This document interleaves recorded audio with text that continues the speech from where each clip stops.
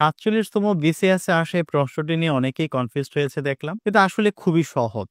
দেখেন, I hard হার সিং এই সেন্টেন্সের মধ্যে সাবজেক্ট এটি, অবজেক্ট এটি এবং এখানে যে হার্ড আছে এটি হচ্ছে এই সেন্টেন্সের ফাইনাইট ভার্ব এবং আমরা সেন্টেন্সে সাধারণত এই ফাইনাইট ভার্বের ভয়েস চেঞ্জ করি, প্যাসিভ করি আমরা এই ফাইনাইট ভার্বে। আর পরে যে সিং এখানে ভার্বটি আছে এটি হচ্ছে একটি নন ফাইনাইট ভার্ব। আপনাদের জানার জন্য বলছি, কোন একটি সেন্টেন্সে যখন এই নন ফাইনাইট ভার্ব থাকে, একটি সেন্টেন্সে নন ফাইনাইট ভার্ব লেখার ৪টা উপায় আছে। ৪ ভাবে আপনি নন ফাইনাইট ভার্ব একটি সেন্টেন্সে দেখতে পাবেন। কি কি ভাবে থাকতে পারে? একটি হচ্ছে যে ভার্বের সাথে আইএনজি যুক্ত থাকবে, যেটিকে আমরা জেরান্ড পার্টিসিপল হিসেবে দেখি। আরেকটি হচ্ছে ভার্ব 3 অর্থাৎ পাস্ট পার্টিসিপল হবে। আরেকটি হলো যে ভার্বের বেস ফর্মের আগে টু থাকবে।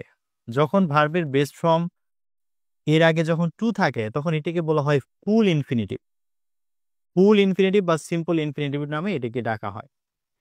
এবং কিছু ক্ষেত্রে দেখা যায় যেটি লাস্ট অপশন, সেটি হচ্ছে যে অনেক সময় টু হিডেন অবস্থায় থাকে, অর্থাৎ টু ওখানে আছে কিন্তু লিখে না, শুধু তখন বেস ফর্ম লেখা থাকে সেন্টেন্সে, বেস ফর্ম। তো যখন টু থাকার কথা কিন্তু টু লিখছে না, তখন তাকে বলা হয় বেয়ার ইনফিনিটিভ, তখন তাকে বলা হয় জিরো ইনফিনিটিভ, বা কেউ কেউ কোনো কোনো বইতে বলেছে এটাকে প্লেন ইনফিনিটিভ বলে। ৩টা নামিয়ে ডাকা যায়, bare infinitive, plain infinitive, zero infinitive, যেটা নিয়ে আপনি ডাকেন। এখন ভার্ব প্লাস আইএনজি হয় নন ফাইনাইট ভার্ব, ভার্ব 3 হয়, টু প্লাস বেস ফর্ম হয়, আরেকটা হচ্ছে টু হিডেন থাকে, টু লেখা যায় না। আমাদের এই সেন্টেন্সে ঠিক তাই হয়েছে। এখানে আইএনজি নাই, ভার্ব 3 নাই, তাহলে টু প্লাস বেস ফর্ম থাকার কথা, কিন্তু এই টু এখানে হিডেন অবস্থায় আছে, টু এখানে আছে কিন্তু লিখে নাই। অর্থাৎ বেয়ার ইনফিনিটিভ থেকে আমাদের কি আসছে? প্রশ্নটা আসছে। এটিকে বলা হয় বেয়ার ইনফিনিটিভ। তো বেয়ার ইনফিনিটিভকে যখন প্যাসিভ করতে বলে, এই ধরনের সেন্টেন্স দিলে যেটি করতে হয় যে এই যে টু যেটা হিডেন অবস্থায় আছে, এই টু আপনাকে লিখে দিতে হবে। এই টুটা লিখে দিলে বাক্যটা কারেক্ট হবে। তো প্যাসিভ যখন আমি করব, ভয়েস চেঞ্জ যখন করব, তখন আমাকে শুধু এই প্রথমটুকুর ভয়েস করতে হবে, শুধু প্রথমটুকুর ভয়েস হবে। I hard heart, I hard হার্টের প্যাসিভ যদি আমি করি, দেখেন হার্ট থেকে আসতেছে শি, যেহেতু ভার্ব টু আছে তাহলে একটা ওয়াজ যোগ করতে হবে, শি ওয়াজ হার্ট। আর আই থেকে হবে কি? By me. তাহলে আই হার্ট হার এর প্যাসিভ হচ্ছে she was hurt by me, এটি প্যাসিভ হয়ে গেছে। আর এই টু সিংটাকে কি করতে হবে? টু সিংটা যেটি আমরা করব, এই যে এখানে যে ভার্ব 3 আছে না, এই ভার্ব 3 এখানে আমরা কি করব? এরপরে লিখে দিব।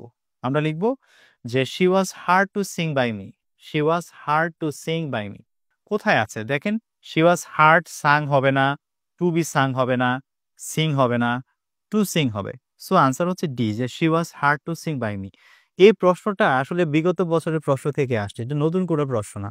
এরকম অনেক প্রশ্ন আছে। যেমন আমি যদি আমার বই থেকে আপনাদেরকে দেখাই, ১৬তম শিক্ষক নিবন্ধনের প্রশ্ন ছিল যে আই স হিম প্লে। দেখেন, স হচ্ছে আমাদের ফাইনাইট ভার্ব আর প্লে হচ্ছে নন ফাইনাইট ভার্ব, তার মানে প্লে এর আগে টু আছে, প্লের আগে টু আছে, তাহলে আমাকে এটি দেখতে হবে যে টু প্লে কোথায় আছে। আপনি দেখেন শুধু প্লে লিখেছে ভাই, উত্তর হবে না। প্লেইং তো এখানে হওয়ার কোনো সুযোগই নাই। Play was seen, play was seen হবে না, কারণ এখানে আমার হি আছে, হি ওয়াজ সিন হবে, হি ওয়াজ সিন এখানে আছে, প্লে থেকে টু প্লেও আছে, বাই মিও আছে। তো আনসার হচ্ছে কি ডি। দেখেন, আপনি যখন নিয়মটা জানবেন তখন এগুলো উত্তর বের করা খুব সহজ। আচ্ছা, এইটা হচ্ছে একটা ইউনিভার্সিটি আসা প্রশ্ন, এটা আমি না দেখি। পররাষ্ট্র মন্ত্রণালয়ের প্রশাসনিক কর্মকর্তা 2019, এই প্রশ্নটা রিপিট হয়েছে। এই প্রশ্নটাই 47তম বিসিএস রিপিট হয়েছে। আচ্ছা, আমরা অন্য একটা প্রশ্ন দেখি। এই প্রশ্নটা দেখেন যে I helped her solve the problem, 14তম শিক্ষক নিবন্ধনের প্রশ্ন। I helped her solve the problem.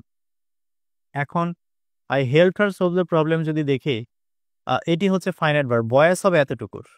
আর এই যে টু সলভ দ্য প্রবলেম, এটুকুর কোনো বয়েস নাই, এটা সেন্টেন্সে যেভাবে আছে সেভাবে থাকবে। তাহলে শি ওয়াজ হেল্পড হবে, শি হার্ট থেকে হচ্ছে শি, যেহেতু হেল্প আছে তাহলে ওয়াজ, আর পরে হবে কি? Helped. She was helped, she was helped কোথায় আছে? She was helped to solve the problem. এখানে হার প্রবলেম হবে না, she was helped, she was helped to solve the problem by me.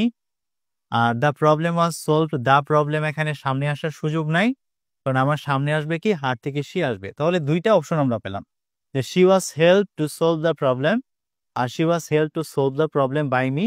দুইটা আসলে প্রায় একই প্রশ্ন, তবে এখানে বাই মিটা আছে, এখানে বাই মিটা নাই। যেহেতু বাই মিটা আছে এটাকে আমি একটু যেহেতু এখানে ডিটেল আছে তো উত্তর হিসেবে আমরা এটাকে নিতে পারি। তবে এখানে যে এ নাম্বার যেটা আছে যে she was help to solve the problem, এই উত্তরটা ভুল নয়। অনেক সময় বাই মি সেন্টেন্সে থাকে না, অনেক সময় এটা হিডেন রাখা হয়। তো বাই মিটা হিডেন রাখলে কিন্তু উত্তর হিসাবে আমরা এটাকেও নিতে পারতাম, বাট যেহেতু এখানে বাই মি আছে উত্তর হিসেবে এটাকে এখন নিচ্ছি, এটা নিচ্ছি না। বাট এইটা যদি বাই মি না থাকতো তাহলে এইটাও কিন্তু উত্তর হইতে পারতো, বাই মি ছাড়া ওইটাও কিন্তু কারেক্ট আনসার হবে। আহ আরেকটা প্রশ্ন কি আমরা দেখব? আরেকটি প্রশ্ন দেখেন, I saw him fall from the tree. I saw him fall, fall মানে কি হবে? টু ফল হবে ভাই। I saw him to fall from the tree. তাহলে আই স হিম, তাহলে হি ওয়াজ সিন, হিম থেকে হবে he was seen, he was seen. তারপর to fall from the tree by me, answer হবে শেষে এটি। তো এখন কোথায় আছে? He was seen by me two fall from the tree. এখানে টু ফলটাকে এই বাই মি এর পরে নিয়ে গিয়েছে। দা ট্রি সামনে আসার সুযোগ নাই, হি ওয়াজ সিন ফলিং হওয়ার কোনো সুযোগ নাই।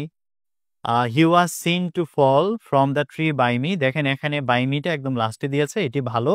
ভার্ব থ্রির পরে হচ্ছে টু ফলটা রাখাটা ভালো, তো আনসার হিসেবে আমরা এটা নিচ্ছি। তো এরকম প্রশ্ন আর অনেক আসছে।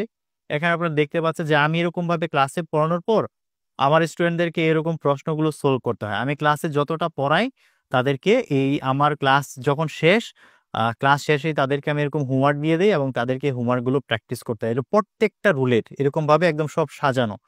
তো অনেক কিছু এখান থেকে কমন চলে আসে পরীক্ষাতে। তো আশা করব যে আপনারা লেকচারটা বুঝেছেন, আপনারা চেষ্টা করবেন এইভাবে একটু বুঝে শুনে পড়ার জন্য। আর এখানে একটা ভিআইপি আছে, এই ভিআইপি নিয়ে, এই ভিআইপি লেট নিয়ে কিছু মানে বাড়তি কাহিনী আছে বেয়ার ইনফিনিটিভের, এটি নিয়ে আমি আপনাদের পরবর্তী একটা ভিডিওতে ইনশাল্লাহ কথা বলবো। তো এই ভিডিওতে অবশ্যই একটা রিয়াকশন দিয়ে রাখবেন, তাহলে হয়তো বা পরবর্তী এই ভিডিওটা আপনি পেয়ে যাবেন। ভালো থাকবেন, আবার কোনো ভিডিওতে কথা হবে। আসসালামু আলাইকুম।